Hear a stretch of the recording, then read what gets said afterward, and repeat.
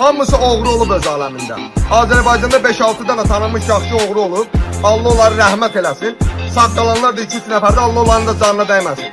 Hər yerindən tutan bir dənə 2 maddə təsbih alır, barabustoy gedir. Hələ kişi bilsən kimdir? Əlində 2 dənə sumkayla götü ilə evin qapısını açandır. Kişi bilsən kimdir? Uşağının əli uzatdığı, istədiyi bir şey uşağı için alandır. Kişi də odur, oğru da odur, barabustoy da odur. Atamızdan, anamızdan bir maddə alırsınız, çayçıya gedirəm, özü kişi hesab edirsiniz. Siz gör hansı dövrdə qalmışsınız, hələ hər şeyi anam bizdən, o dövr deyil. Damat altından qırılır ki. Oğlanlar başı dağ kimi oğlanlardır, kasıbçılıqdan sınırlar ki. Kasıbçılıqdan gedib onun bunun perpetuun evində fəhləni elirlər.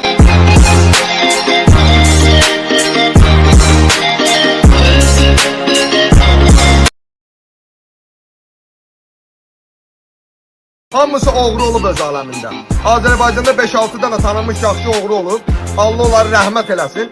Sağ qalanlar da 2-3 nəfər də Allah onların da canına dəyməsin. Hər yerindən tutan bir dənə 2 maddə təsbih alır, barabustoy gedir. Hələ kişi bilsən kimdir? Əlində 2 dənə sumkayla götü ilə evin qapısını açandır.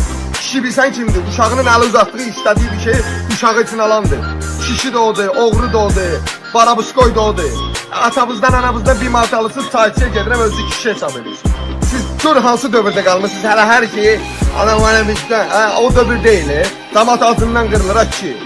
Oğlanlar başı dağ kimi oğlanlardır, kasıbçılıqdan sınırlar ki.